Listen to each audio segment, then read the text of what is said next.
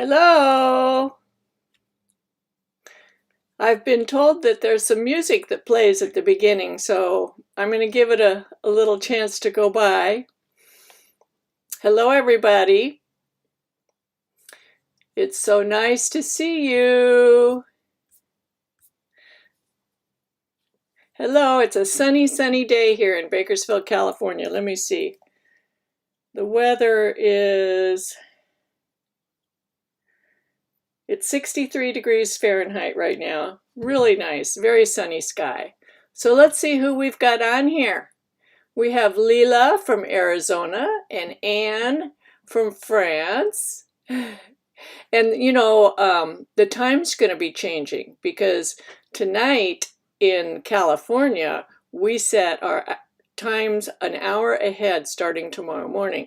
So next week for the live stream, there are some of you who may need to adjust your time based upon California moving forward, back 1 hour. Spring forward, forward 1 hour. That's it, spring forward. Hello, Francoise. Diane Michaud from Montreal. Deb Rohrbach, hello. Susan Day from Newcastle, Washington. Sophie from Linz, Austria. Linda Annaball from British Columbia. Mary Inman from Atlanta. Belinda from England. Candace Pitchford from Houston. Sherry Cornick from Michigan. Judith Andres, let's see.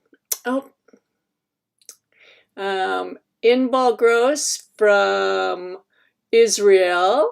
Marie Tobita from New York City. Judith Andres, Elizabeth Nielsen from Sweden. Andre Hackel from Highland, New York. Welcome to Earth from the Netherlands.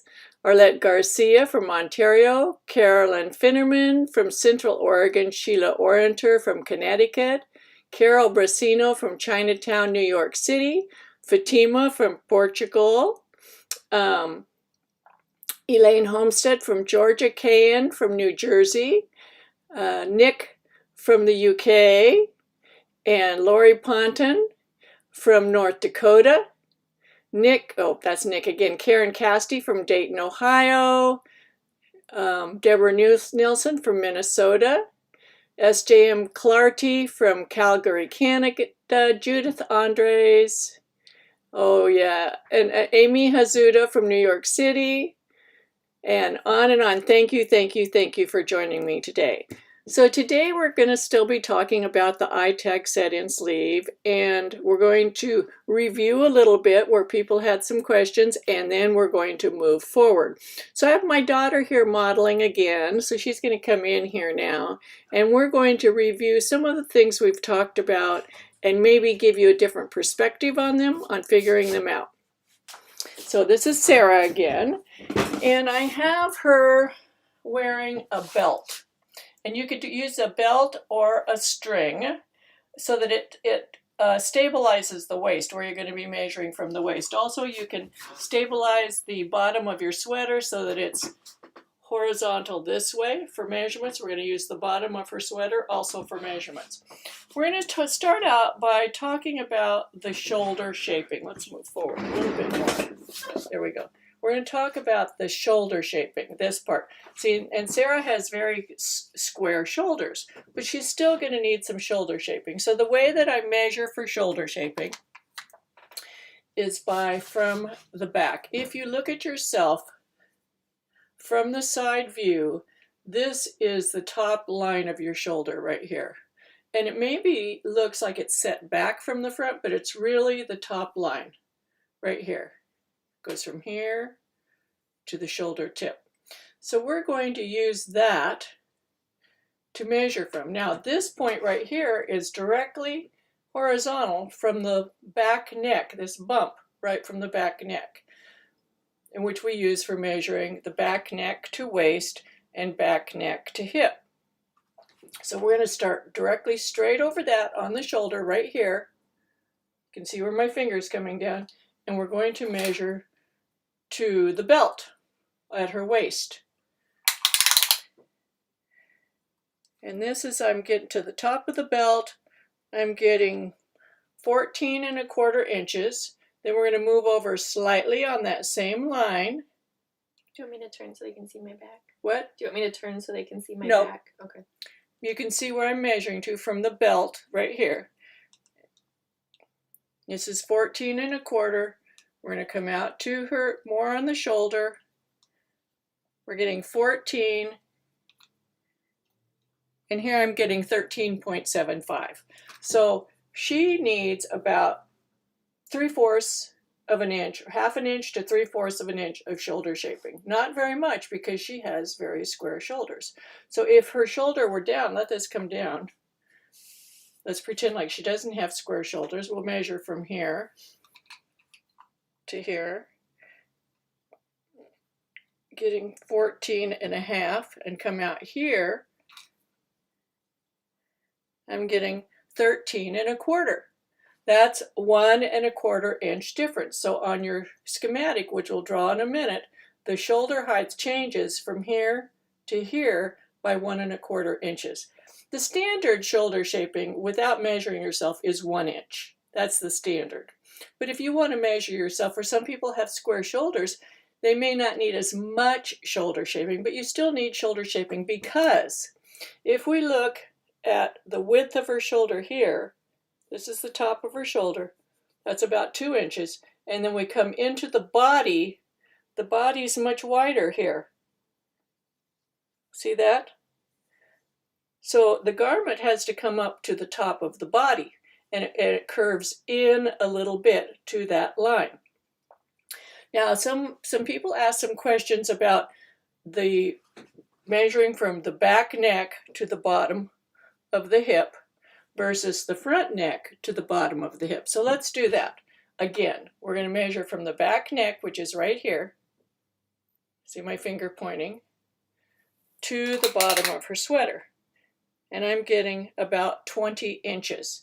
Then if we measure from the front neck, the same spot that we used for the top of the shoulder up here, this is the front neck, right here, which you can see it's the very top of her shoulder, and down to the belt in the front, to the bottom of her garment, we're getting 24 inches. And if we measure from here over the top down to here, we're getting 44 inches. So we're getting 20 on the back, 24 on the front. So her front is 4 inches longer. Now you might also ask, why don't you measure from here to the waist and from here to the waist? And that's because generally you don't wear a belt, and it's not fashionable right now to wear a belt. So you're not pulling in right here. You're really measuring from the top of the shoulder, which is here, right here, top of the shoulder, to the bottom of the sweater. And you can see the measuring tape is not coming in at her waist like this, because then it would make it even longer. But our sweaters don't pull in like this. They hang down from the bust to the bottom. Okay?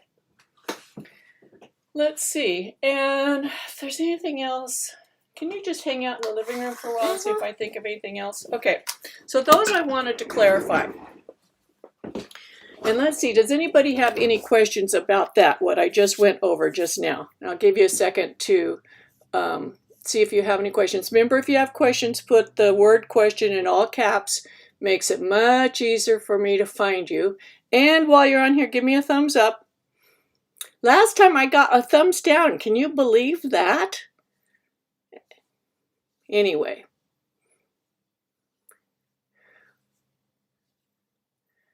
Let's see. I'm looking for questions, giving you time to ask a question. There's a bunch of people on here. I can't see the number of people on here, but I see a lot of names. When you're on YouTube, you can actually see, I think, how many people. Oh, Nick says there's 124. That's pretty good.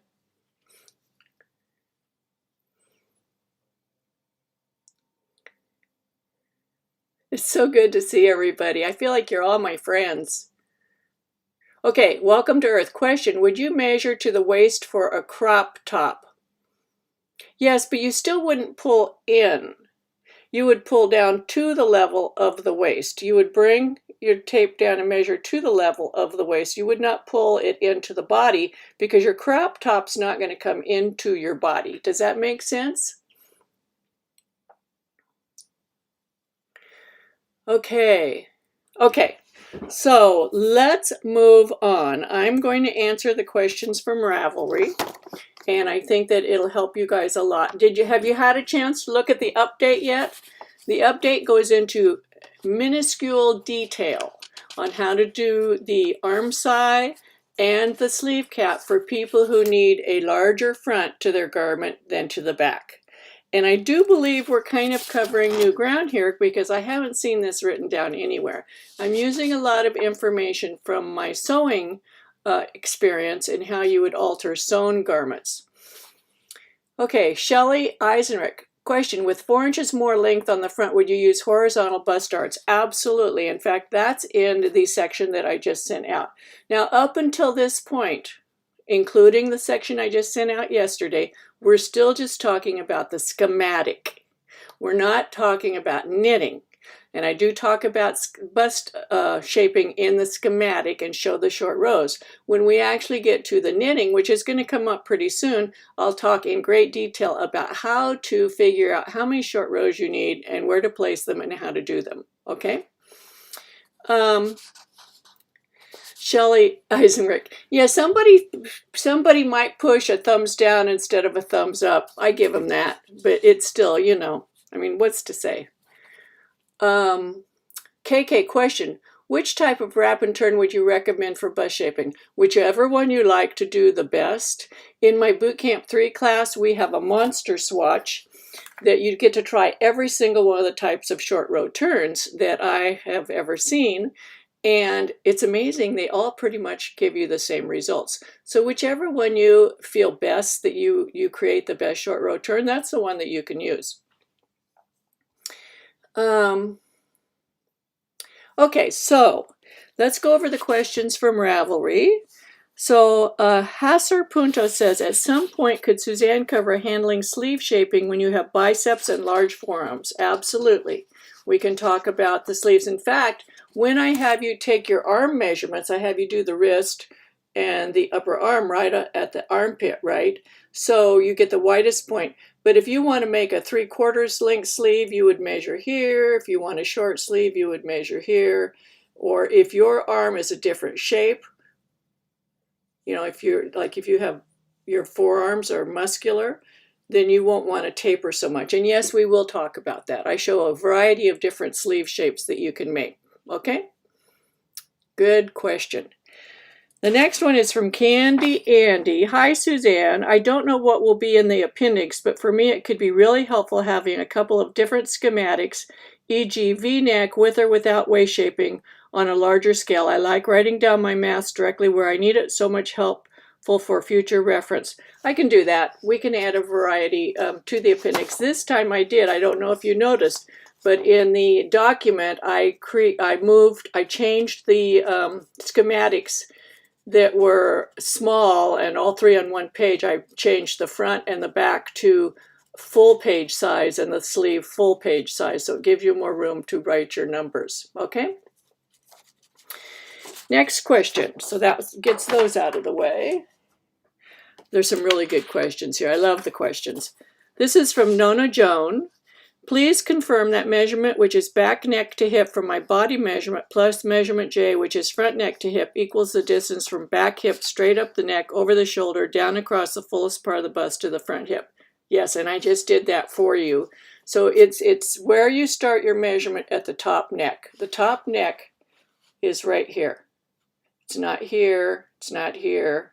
It's where your neck and your shoulder come together. It's right there.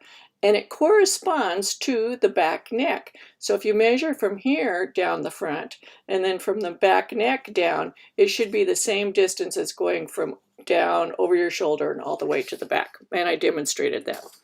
This is from Arrow to Go. I have a question about blocking swatches. This is so good. I'm planning to use an overall lace stitch pattern for a cardigan. Should the gauge swatch be blocked by stretching it out to open up the lace, or should it be blocked without too much stretching since it's a sweater? I stretched out my stitch pattern sample swatches, but I'm now second guessing myself. Any advice would be greatly appreciated. Thanks. This is such an awesome question. Let me show you. I'm going to switch to my hands, and I'm going to share with you some of the swatches from my grand experiment. Okay, so I have these swatches. This is the non-superwash wool. This is the superwash wool, and these are both the same number of stitches in rows, and they've both been blocked, and they're the same size. They're 6 by 6. They're both exactly the same size. Then I took 2 more swatches that were the same stitches and same rows, same yarn, superwash, non-superwash, and while they were wet, I stretched them as far as they would go in every direction. And I actually got them out to about 7.5 inches square, from 6 inches square to 7.5 inches square. And then I waited a considerable amount of time, like 3 weeks, after I took the pins out and measured them again. These both were 7.5 by 7.5. So the superwash one, this is the one that's not been stretched. And now the one that was stretched after several weeks are now back to the same size. If these edges weren't colored, they're actually the exact same size. So if you were making your lace out of superwash wool and you stretched it over time, it's going to come back to the shape that it wants to be initially. Now the big difference is the fabric. Can you see how even these stitches are compared to these? I mean, these are pretty even, but can you see the difference? It looks like 2 completely different pieces of fabric. And that's because they were stretched and then they came back. It just makes the knitting look so even. Now, if you were doing cables or something like a 3-dimensional design, I would not stretch it because it will stretch your cables out and they will look flat. But you can see how smooth this fabric is. This is smooth too, and the drape is different. The drape is different. This is drapier than this.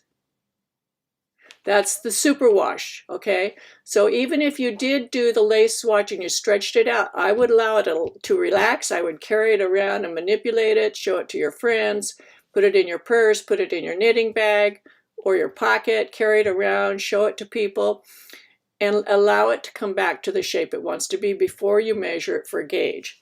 So these are the same, but this is the non-superwash. So you look how big the non-superwash stretch swatch is. It stayed big. Now it didn't stay 7.5. It's 7 now. It's 7 by 7 inches. This is 6 by 6. Again, you can see there's a big difference in the quality of the fabric.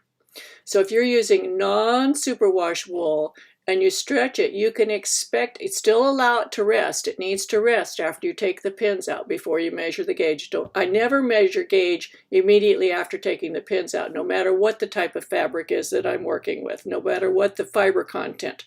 I always allow it to rest at least a week. That sounds extreme, but you're knitting a sweater here, and that sweater is, if it starts changing in size after you knit it, you're not going to be happy. So you can see how much bigger this is than this, the difference in the fabric, the difference in how the stitches look. These are the whole series of experiments is in my grand experiment. I think there's 5 videos from start to finish, and I go through a lot of different things comparing the superwash and the non-superwash. When this video is recorded and put on YouTube as a recorded live stream, I'll put a link up in the corner here to the Grand Experiment playlist. So if you're using non-superwash wool, it's not going to change much size. This is another area where people feel like swatches lie to them. It's not that the swatches lie, it's that your process of creating the swatch and then allowing it to rest before you measure the gauge is not working for you. I knit, you know, I'm a knitting addict, okay? I knit all the time.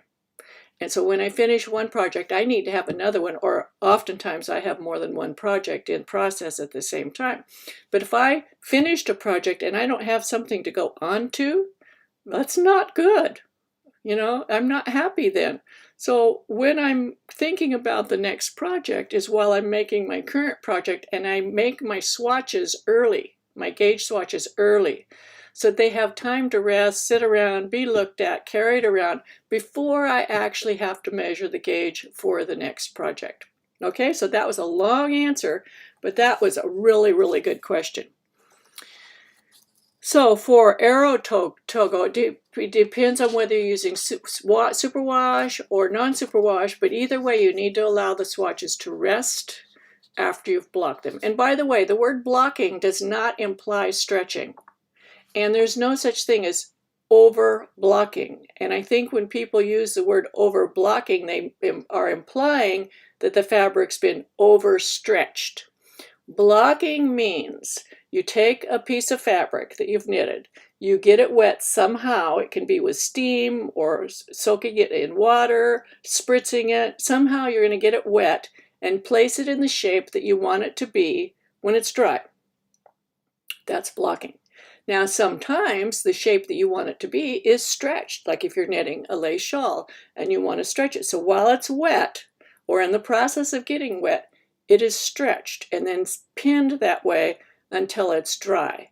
That's not over blocking, that's blocking, but you stretched the fabric while it was wet. Okay? That's kind of a pet peeve of mine, people saying that. This is Country Pearl. Question regarding the other 3 ITAG knit-alongs. Will Suzanne cycle through these knit-alongs again with live streams? The workbooks are complete, but are the previous Q&As also available?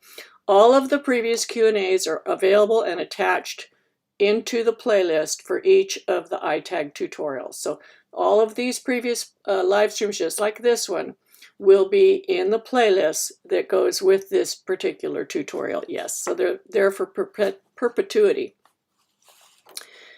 Nona Joan. Suzanne, would you please review pages 24 and 25 in the document? I've watched the live stream several times and tried to follow the math, but I can't make sense of it.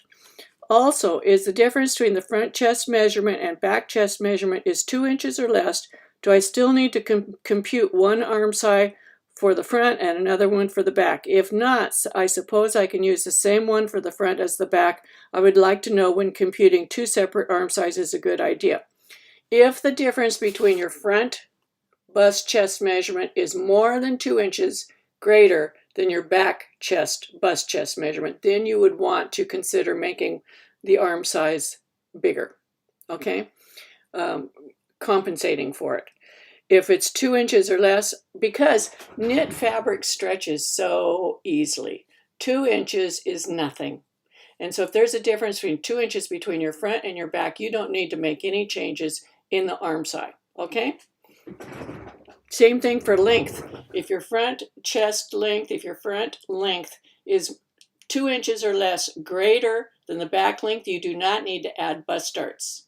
If it's more than 2 inches long, you need to add bust darts, but just for the amount greater than 2 inches.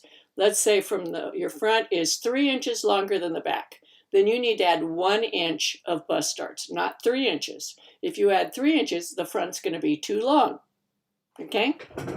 Just because of the inherent natural stretchability of the fabric. And let's see what's on pages 24 and 25. I have my document in front of me and see what she's talking about. It's probably different pages now. So I'm not really sure. I can't answer the first part because the pages have changed as I've updated the document. Sorry about that. Jolie, sweaters usually end up slumped forward on the person I'm knitting for, causing the shoulders to bunch up in the front, and in the back they look stretched and short. Does that make sense, and is there any way to compensate for it? The sweaters usually end up slumped forward. So Sarah, can you come back in for a second? Yeah. This is another great question. So let's say you have a person, let's turn sideways, and mimic someone with a loss of the cervical curve. Like put your neck straight back like this. Okay, chin down. Okay, so you see here, she doesn't have much curve here, and some people don't. In that case, she's going to need neck shaping, because if she doesn't, the back is going to pull the front up and she'll feel like she's being choked. that's fewer people have that problem because the normal is to have a curvature here. This is called the cervical curve right here. And for people who have a cervical curve, their sweater will come up here and it will lower in the front. So if you did make back neck shaping here, this would come way up and this would come way down. Now, some people have an exaggerated front curve. Don't put your chin down. There, like that. Some people have an exaggerated curve here. In this case, you might want to make the front of the sweater higher. Or there's another thing you can do. You can bring the shoulder seam back here. So you would have lower shoulders in the back, and your front shoulder would come up and seam here rather than here. You wouldn't need this any higher. This is still going to come over here, but so that it would bring the front up. Okay? I hope that answered that question. Thank you. So most people, the majority of the people, don't need back neck shaping because we have a natural curve to our neck. But some people have a straightening of their back neck curve. Those people need a little bit of back neck shaping so that the front doesn't feel like it's choking them. So if your sweaters always, if your shirts, crew neck pieces always make you feel like you're choked in the front, you're one of those people that has a really straight back neck curve. Loss of the lordotic curve of the cervical spine. So the front will come up and make you feel like you're choking. If you have the normal curve, the back comes up a little bit to meet the curve, the front comes down a little bit, and you don't feel like you're choking. Okay, let me see the next question. These are all really, really good questions. This is from Anne. She said, I have a problem. In the document and the live stream video, we have seen how to manage when the underarm width obtained using chest circumference and shoulder is greater than the one obtained using armhole depth and circumference. In the case of my husband, it is the opposite. I find weird to move back the vertical. If you know, I showed you how to take the armhole circumference all the way around, and then the armhole depth, and you subtract the depth from the circumference, and that gives you the width under the arm. Then I also have you take twice the width of the shoulder and subtract it from the bust chest circumference, and that will also give you the width of the underarm, and they may or may not match. If the second method, the twice the shoulder, the circumference of the chest minus twice the shoulder, gives you a wider underarm width, then go with that. And I show you how to compensate for it. If it gives you a narrower, go with the actual measured. Go with the circumference minus the armhole depth. Just go with that. Don't shrink down because this is smaller. Okay? That's complicated. Elaine RH, will you show us how to draw the curve on the sleeve cap using graph paper? I can freehand the curve, but is there a mathematical formula for laying it out? That is in the handout. It shows exactly how to do it using a caliper. So it is in the handout how to do that. But if you want to do it on, and I'm not going to show it this time because next week we're going to be doing that. Next week we're going to be drawing our accurate schematic because up until now we've been guesstimating and just filling in our numbers. Next week, we're going to actually use 1/4 inch graph paper and draw out our to scale body schematic and sleeve schematic. Then we're going to, there's certain areas like the curve of the underarm and the curve of the sleeve cap and the shoulder shaping and the neck, we need to transfer to knitter's graph paper. So we're going to do that. You don't need to transfer your whole garment to knitter's graph paper. Only areas that have shaping, like the top shoulder shaping, the underarm, and the sleeve cap. We will transfer those to knitter's graph paper.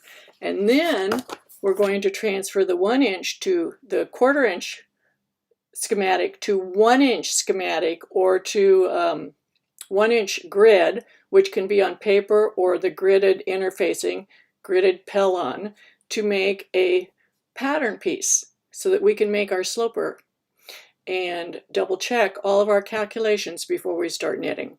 And I highly recommend doing that. You learn so much about your body, and it's a lot easier to fix a mistake on the interfacing or paper than it is to rip out your sweater and start over. And it only takes like a couple hours to make the sloper. Okay, this is Scuba. This is Nick.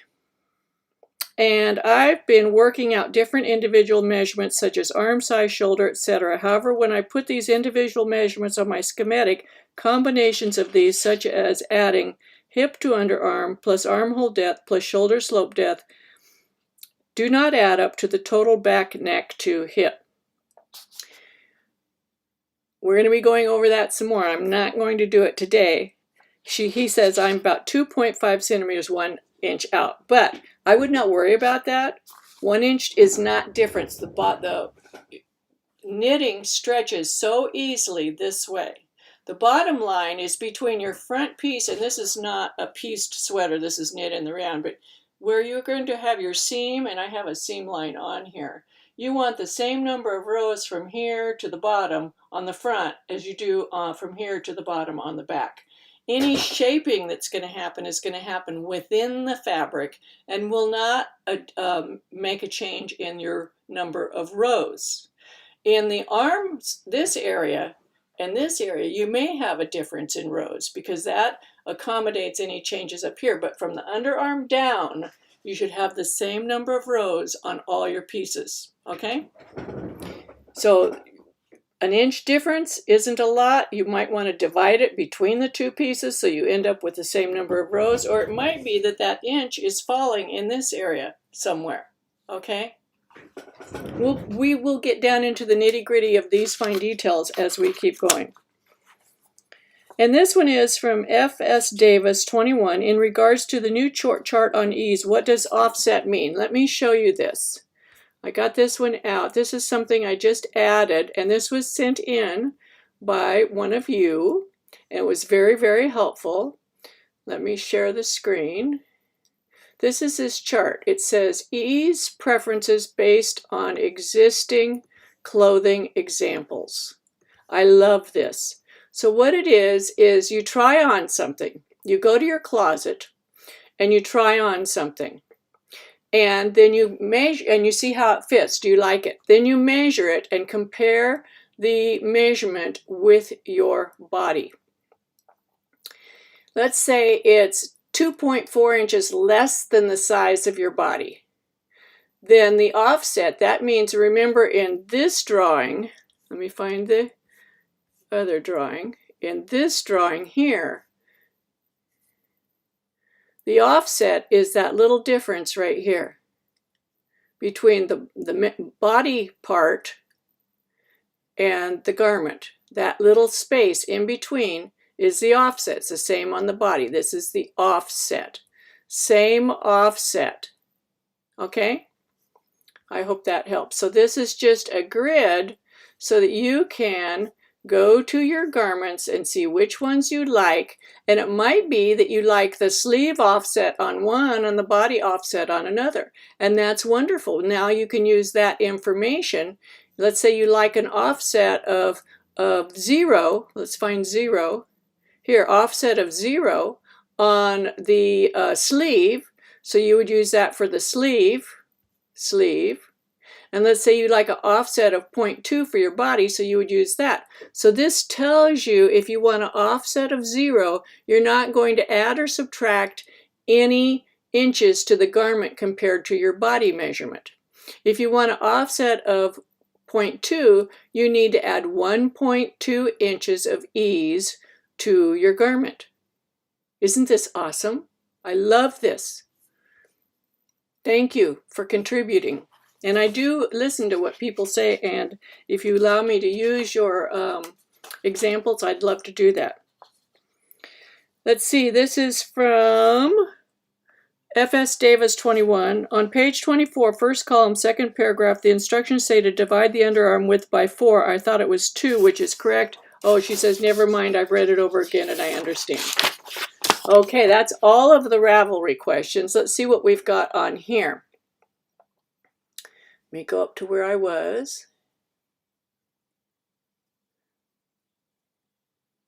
Oh, I love this. KK. Put your head on your shoulder. Feel for the tendon that's sticking up. This is your top neck spot. Yes. Thank you. That's really good. This is Kay, and could you talk about the sweater you're wearing, design, yarn, and special features? This is Ursa, and I can't remember the designer's name, I'm sorry. It's on Ravelry, and this is a bulky yarn. It's got a half brioche stitch in it. That's kind of the feature. Has the half brioche stitch as the raglan line.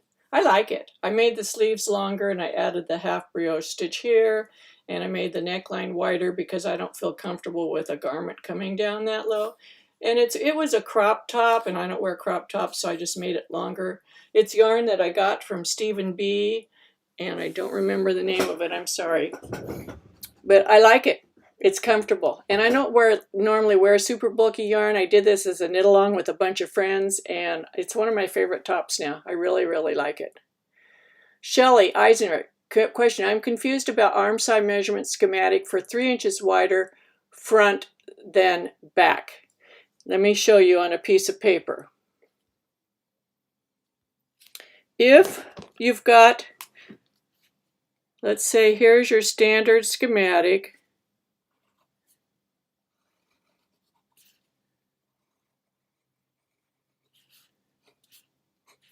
And your front is 3 inches wider. You're going to need to move this out, this line right here, 1.5 inches. And you're going to need to move this line out 1.5 inches. So what's going to happen is this whole curve area here needs to move out this way 1.5 inches. So it would look like this. We'll just do that half. And there are examples of this in the, so it's going to come, you're going to have that straight inch part here. This represents the top of the shoulder.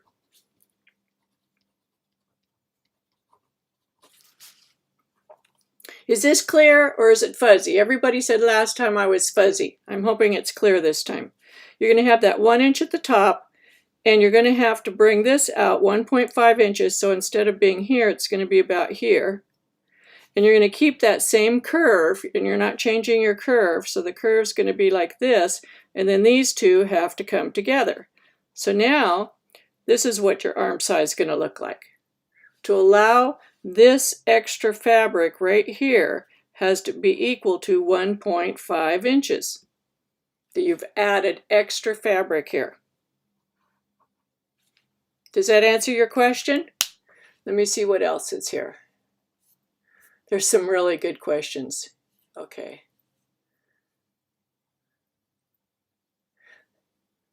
We have another person from France, Sandrine Audelin. Welcome to our group.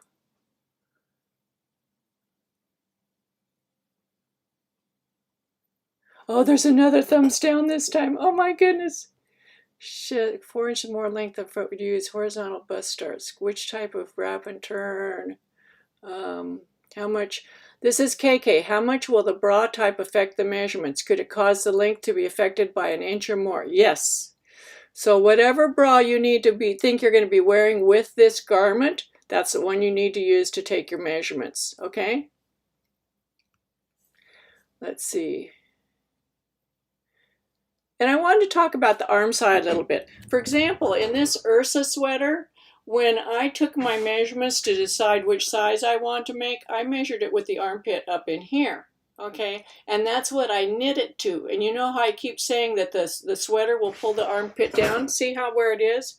This is where my armpit is. That's where the sweater armpit is. And that's simply because the weight of the sweater pulls this part down. So I don't ever intentionally give ease to my underarm depth, because if I did, it would be way down here, just from the natural weight of the sweater pulling down, because that's where it's going to stretch, is up here. And I'll say this again, I've said it before, the sweater's not going to stretch down here, because this fabric doesn't have any weight on it. and it'll stretch a little bit here, a little more here. Where it's going to stretch the most is up here, because this is where most of the weight is being transferred to, is this area right here. So people will talk about weighting a swatch. If you make a swatch and then weight it, yes, it will stretch the swatch, but your whole garment isn't going to be stretched that much, just the top of your garment. So I don't really think that it's ideal to use your row gauge from a weighted swatch for the whole sweater. That makes no sense to me. Okay.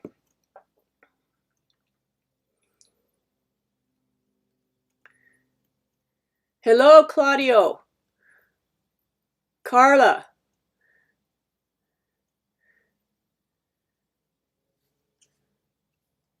Oh, Jillian Blesley says, thanks for the grand experiment. I tried measuring my swatches weeks after blocking them and can confirm that this really happens, that they change. They do change. Okay, page 28. Joan Miller wants to see page 28. Let me find page 28.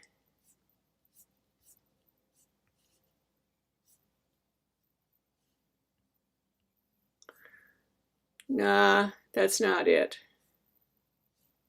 This one can be confusing. What you have to do is very carefully look at what these say they are.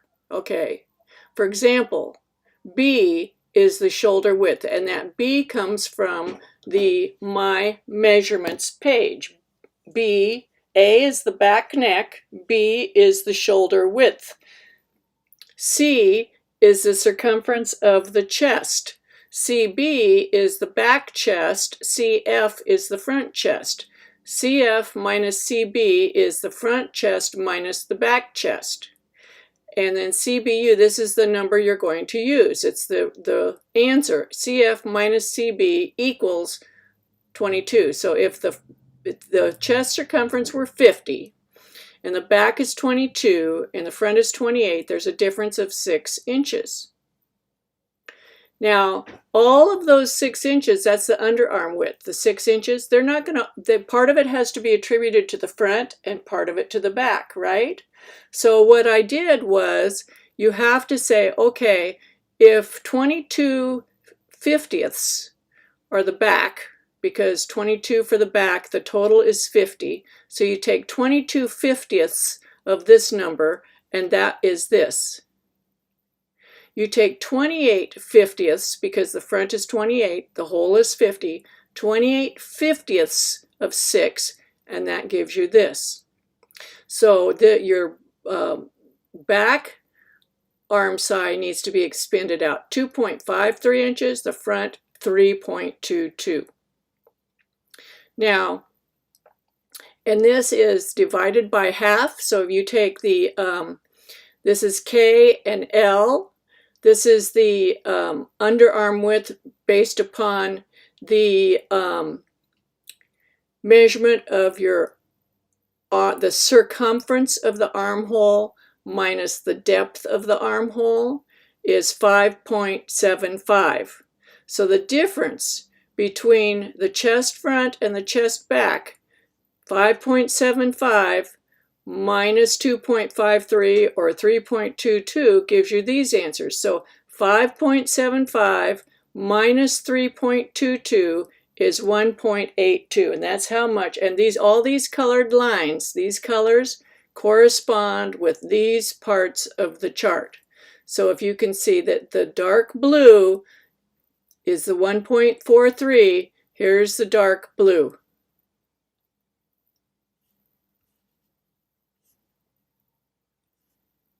Right here. So just follow what it says. It'll figure it all out for you. There's one for the one where the front and back are different, and one where the front and back are the same.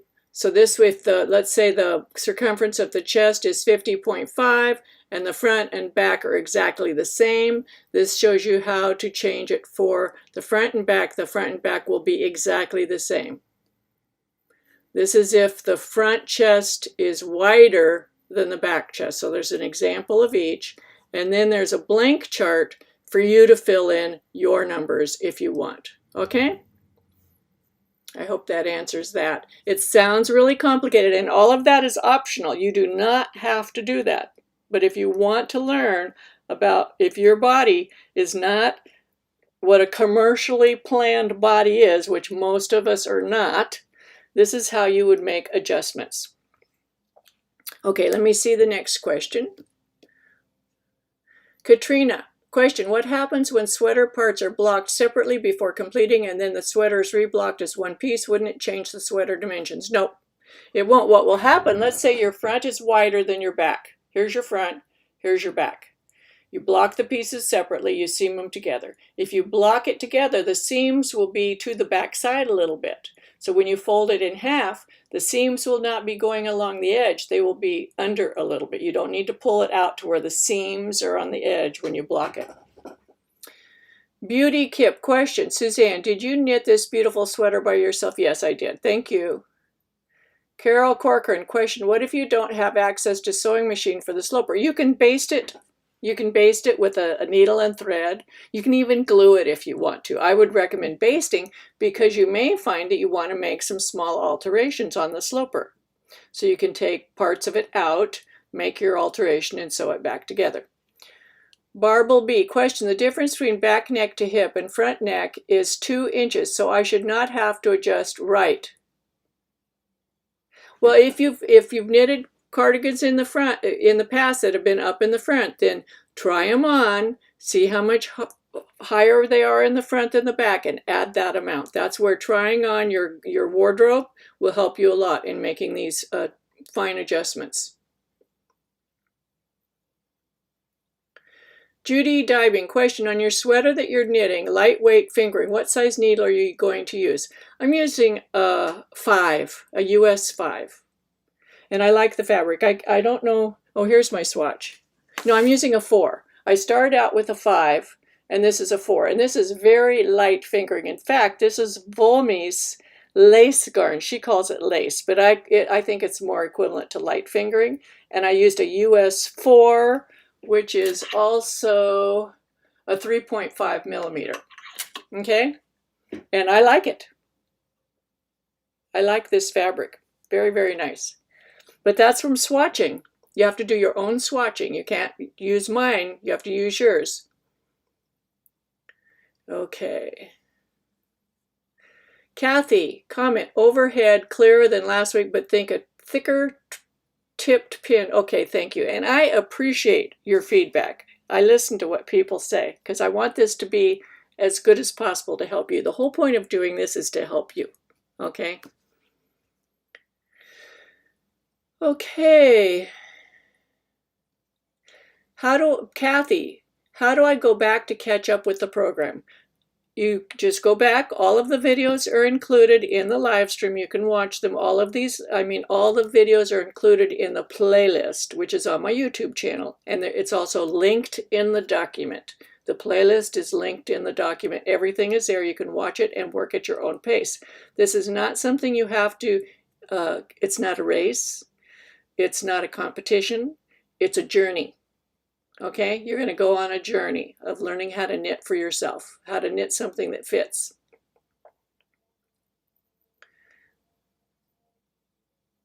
Kathy Keller, she says, don't 100% cotton sweaters always stretch over time? Absolutely, but you can throw them in the washer and dryer and they pull right back up. I have a cotton sweater, one of the first sweaters I ever made. It's like 80% cotton, 20% silk, and I wash it in the washer and dryer and it pulls right back up. It does stretch out. Catherine, ECAT, question, can I use this for a man's sweater? Absolutely. This is not a sexual oriented sweater. It's just a sweater. And you can do a vest, you can do a pullover, you can do a cardigan. The directions will be included for all of those. Right now, we're still working on the schematic. We have one more week on the schematic, then the sloper, then we are going to start knitting. And I can't wait for that. So any other questions? Anything else you want to talk about? I'll talk about anything. Well, maybe not anything. Okay, and question, if we pick a stitch pattern like you did, will you show us how to adjust the pattern for the, absolutely, we're going to do that in the knitting part, and that is, bye Sarah. Bye, Mom. It's really fun. I really enjoy that part. How to, you know, like if I choose this, how am I going to maintain that around the armhole? You know, I'm going to show you how to do that. I'm going to show you how to do that. Remember, the words that we use in my boot camp classes, we talk about blended increases and decreases versus full-fashioned increases and decreases. This is when you're going to learn how to use them. It's very cool. Welcome to Earth. Question, will you show how to measure gauge from a pattern swatch? Yes, let me show you how to do this one. Let me get my hands out here. Okay, so in this swatch, it's very helpful to know the stitch and row gauge. No, I'm sorry, the stitch and row multiple. And let me find the book that this is out of.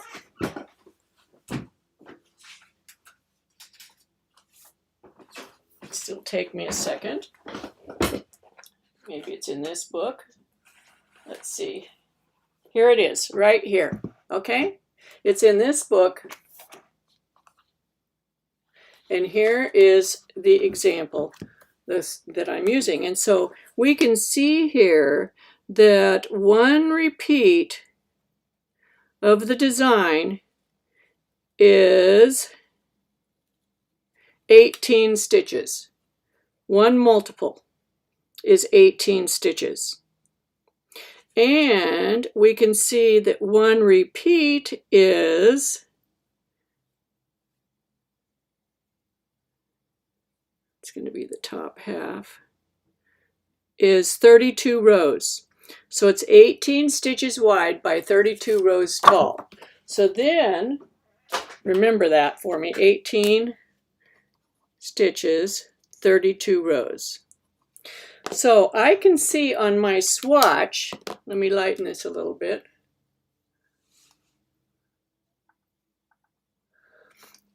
We look at the swatch, we can see there's a full repeat right here, can't we? Because then it's a multiple, there's another multiple. So we know this is 18 stitches and this is 18 stitches because I did two multiples.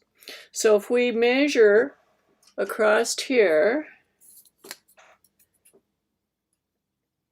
and this isn't real accurate. This is not what I would use for my gauge swatch. This is what I'm using for my weight swatch. I need more stitches on either side, but let's suppose there were more stitches over here. There's somebody at my door. I'll be right back.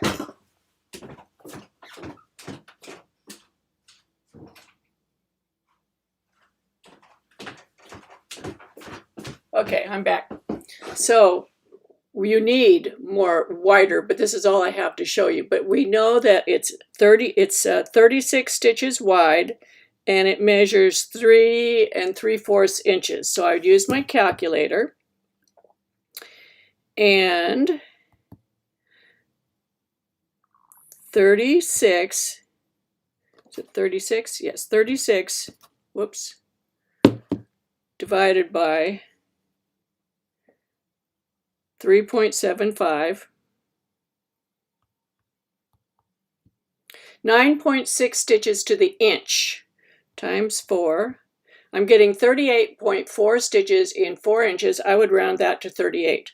Now, so we had 36 divided by 3.75 equals 9.6. Do not round that number. Never round the stitches per inch or stitches per centimeter. It will throw you way off. Then multiply that by 4 for inches or 10 for centimeters.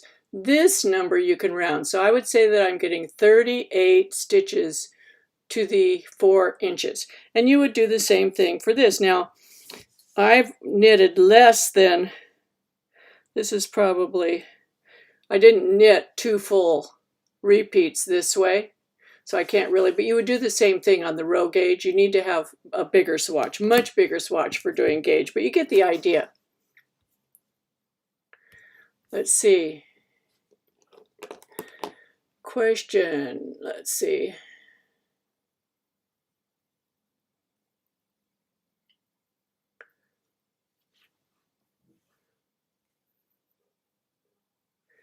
Okay. SJM Clarity question, were you going to cover neck styles? Yes. Well, Sarah's gone. But what you do is you try on garments that are in your closet and you see which neck style you like and you measure from here down to wherever that neck opening is. Like if you want a crew neck, and I like my crew necks to be more like this. I don't like it up around my neck. I like it down a little bit. So you would measure from this point down to this point and you would use that on your schematic.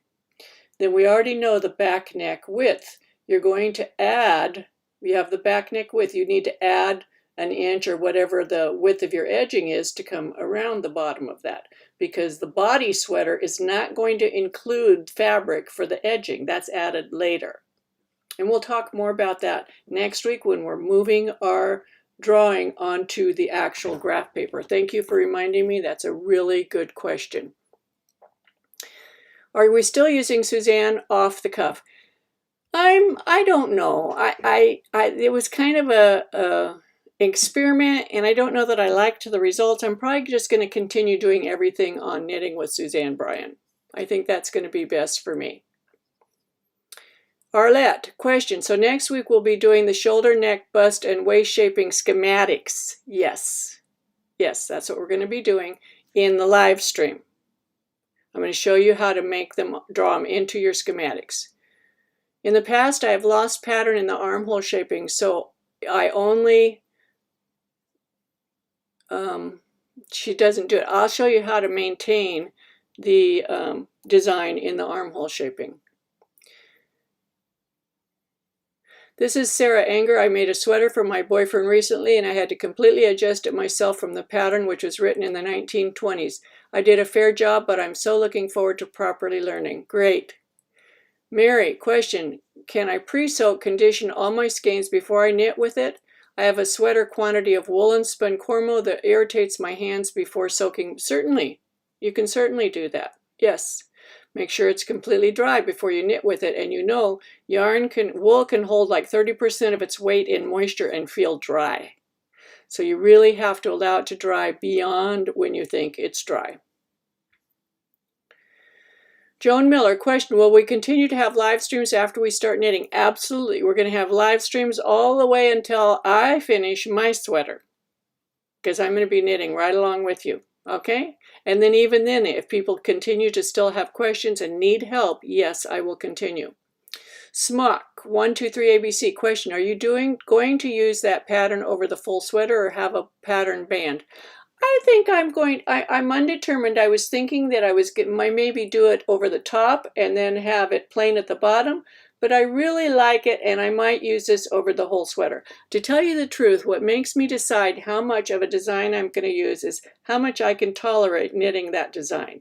This particular design I enjoyed knitting. The first one that I tried before this one, I stopped it because I couldn't see myself knitting that design over just even the yoke, because I got tired of the design right away. So, question, do you do anything special for handspun yarn? No, you need to treat it. You know, handspun yarn needs to be wetted and blocked just like knitting before you knit with it to keep the spin. But nope, I don't do anything special for handspun yarn. Does it help to measure the swatch before and after blocking? It's good for reference material because as you knit, and this is actually a very, very good question, as you knit, you're knitting off the needles. The knitting that's coming down below your needles is not blocked, is it? And oftentimes you'll use that to measure to see your progress. But you really need to know what your stitch and row gauge were before blocked versus compared, so that let's say that it changed when it was blocked. You need to know how much it changed so that as you're measuring your garment in process, you'll know how much to change it. But to be quite honest, I use rows and stitches instead of measuring. Like I use the row gauge off my swatch. Let's say I want to knit for 14 inches. I figure out how many rows I'm getting to an inch. I multiply it by 14. Let's say I'm getting 7 rows to the inch, and I'm just making numbers up. 7 rows to the inch times 14 inches equals 98 rows. I know I'm going to knit 98 rows, and I count my rows. And now I know I want 98 rows on the front, and I want 98 rows on the back. Okay, welcome to Earth. Yes, this is really good. This is from Hugs. Mary Inman, perhaps weigh each skein individually before soaking so you'll know when it is completely dry. That's a really, really good suggestion. Thank you. Welcome to Earth. Question, can you show how to make a sweater with two different patterns, e.g. your pattern over the top and stockinette stitch over the bottom if there are special considerations? Absolutely, because you know that this same yarn and same needle, the stockinette stitch gauge is not going to be the same, is it? And that's going to be called stitch equivalency. And we're going to talk about that in the part where we need to get our schematic. And then we'll talk about how to measure the parts of your schematic, and you should have a swatch for each element. Like if I'm going to do my ribbing, a different type of swatch, different stitch, I need a different swatch so I can measure not just my stitch and row gauge of the ribbing, but how much yarn does the ribbing use. So this stitch pattern is going to use a lot more yarn than the same size of a swatch in stockinette. So I need to know that information, don't I, when I'm calculating how much yardage my sweater is going to make. So remember, up in the first part of the tutorial I told you, you need to make a swatch for each stitch pattern that you're going to be using in your garment, because you're going to need to know how much yarn that stitch pattern uses. And then we'll talk about stitch equivalency, and I have videos on that that will be included in when we get to that part about how you would merge one fabric to another so that the width of the fabric stays the same. So right here, let's say I'm having, well, how many did I say? 36 stitches wide. 36 stitches wide in stockinette might be like this wide, way out here. So what do I need to do between the two? There's two things you can do to make an adjustment for a change in stitch gauge. One is you can change needle size. Two is you can change the stitch count. So this probably is going to be more of a change than a needle size will account for between the stockinette width and this stitch pattern. So most likely what I'm going to do is reduce stitches. If I were changing from this to stockinette, I would reduce the stitch count if I were going top down. If I were going bottom up, I would increase the stitch count, and I would do it right in the very first row of this stitch pattern. If you look on my YouTube channel for stitch equivalency or cable flare compensation, I have quite a few videos on that topic. Okay, so Valerie Johnson, quick question. How do you soak the yarn in the skein? Do you just wet the whole skein and then squeeze out the water and let it dry that way?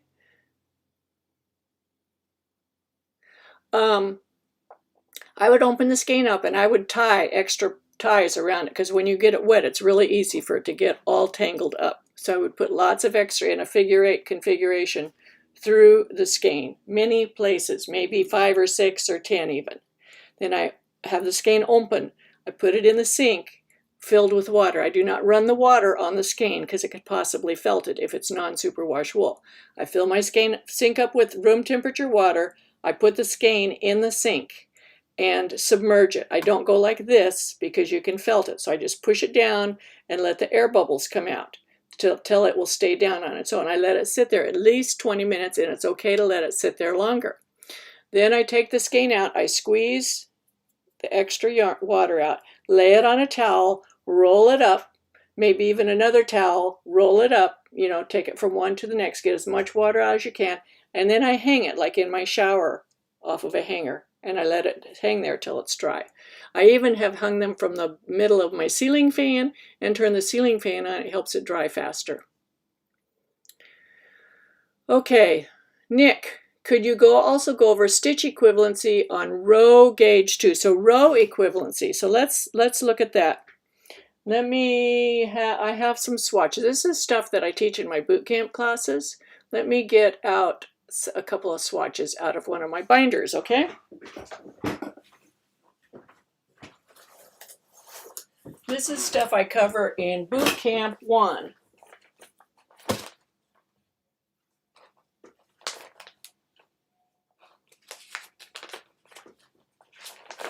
I'm getting my swatches out. Give me a second.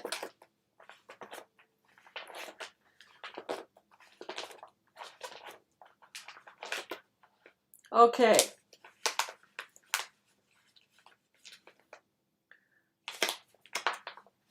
Here's some examples.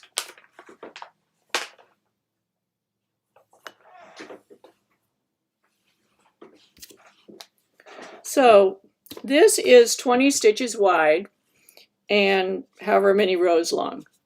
I don't remember the number. This is 20 stitches wide and the same number of rows long. These both have the same number of stitches. Same number of stitches, same number of rows. You can see that the garter stitch, it should be, it depends on your knitting, but ideally the rows, the stitch gauge in garter stitches should be the same as your stitch gauge in stockinette. For some people it's different. Mine it's the same. But the row gauge, this is like knit 2 rows, purl 2 rows, you know. It's not garter stitch, it's more like a welt. But see, the row gauge is entirely different. So if I had, let's say that I was doing my button band in this fabric and I was knitting the button band at the same time as this wouldn't work very well, would it? Because it would cause this fabric to pull in like this. So what you would have to do is you would have to add some rows over here. So I figure out how many rows I'm getting over here per inch, how many rows I'm getting over here per inch. This isn't as good of an example because this is the same length, but really the rows is about right here. This is the same number of rows between here and here as here.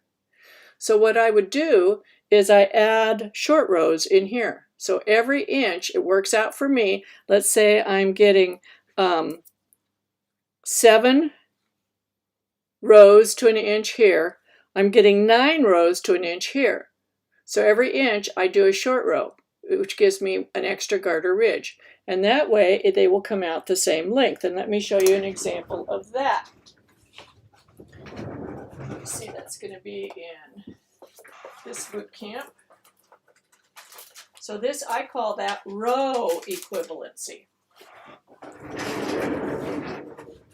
You hear me sliding around on my chair. So this swatch has here the same number of rows all the way across, and you can see how the garter stitch is pulling in. And you've probably seen a lot of sweaters where the button band is knitted right on with the sweater at the same time, and you've probably seen how they pull up like this. But over here, I added a short row, which creates 2 rows. Every time you have a short row turn, it adds 2 rows every inch. Look at the difference. And you can see where I added them. I didn't do any wrap and turn, but can you see that one, right? See the holes every inch, the big hole? You don't need to do anything special because it just gets hidden. There's no wrap and turn, no Japanese, no German short, nothing. No, I just turned and went back the other way, and it looks good. You cannot see it. I use that trick a lot, and we will be talking about that, okay? So and then in this case, this is 20 stitches wide, and this is 20 stitches wide. And you can see there's a big difference. So here, this is about 16, this 20 stitches is equal to 16 of this. This is called stitch equivalence. 20 stitches of this is equal to 16 of this. So I would have to compensate. When I got to the end of this 20 stitches, I would need to remove, this is 14 stitches, this is 20. 14 stitches because there's 6 over here. 1, 2, 3, 4, 5, 6. You can see when you put them right there, it's 6 stitches less. So this is 14 stitches. This is 20. When I got, let's say this is your bottom ribbing, and you don't want it all stretched out, or some other stitch pattern, doesn't have to be ribbing. When I got up to here, I would need to remove 6 stitches right here before I got to the stockinette. Same way this way. Let's say this is a stitch pattern like my stitch pattern. This is the lower part of the sweater, and the upper part of the sweater is going to have some cables or something that's going to pull the fabric in. If I'm knitting in this direction, when I got up to here, I would need to add 6 stitches into this area to compensate. Does that make sense? I have lots of videos on this topic, and they'll all be included with this tutorial as we come to them, okay?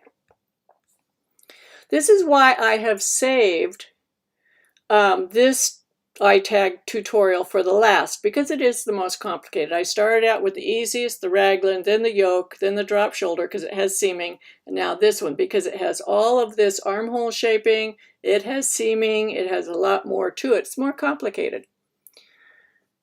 Okay, so question, and I'm going to wrap up pretty soon. We've been on here a little over an hour and 11 minutes.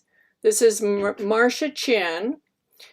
Are vertical darts useful to adjust stitch count between a large bust and narrow shoulders? You could. I think that you would use it more in, let me go back to my hands. I don't think you want vertical darts above the bust, okay? But what you can do, and this is where all this stuff that I do about the shoulder, when your armscye comes out like this, and you have that 1.5 inch difference here, like I showed here, you're going to have extra decreases in this area. That's the same as making a dart. It's the knitting equivalent of a dart in sewing. So when your armscye is shaped like this, and you're knitting in this direction, in order to get rid of this extra fabric, you're going to have extra. You might have a SSK followed by an SSK for a few rows to get rid of this extra fabric. Or knit 2 together, whichever one you're making. Okay? So this is equivalent to making a dart in sewing.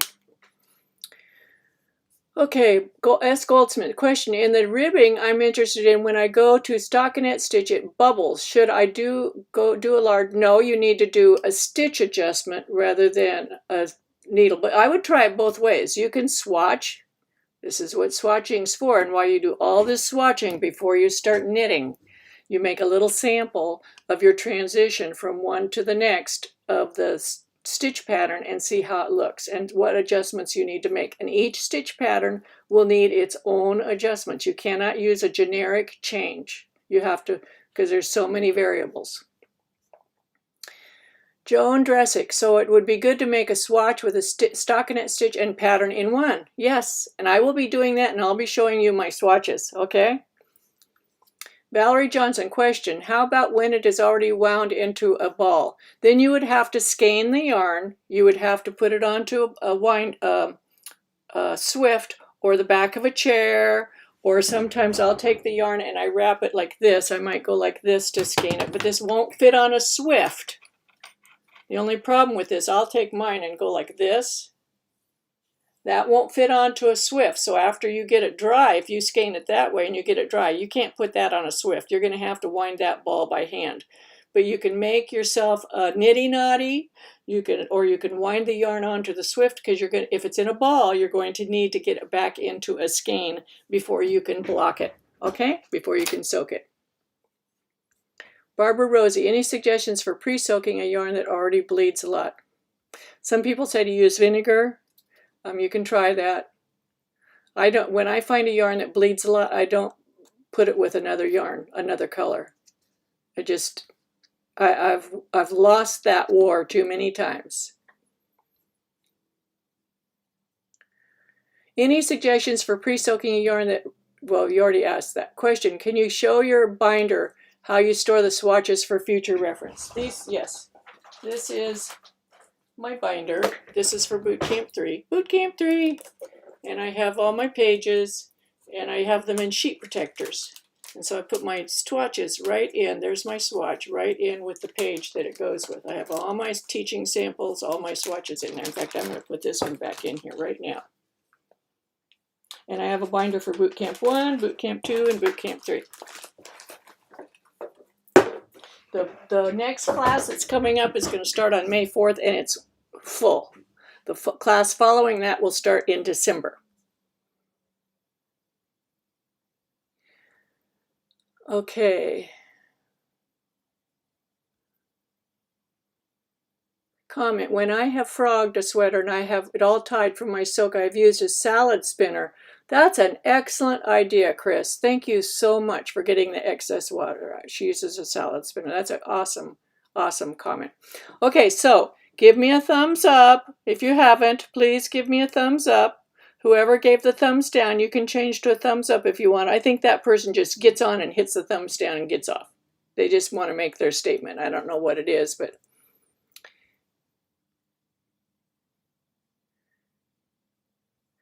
so Vicki Esther wanted to know on the mustard, why do the short rows? Let me go over that again, because it's a super important concept.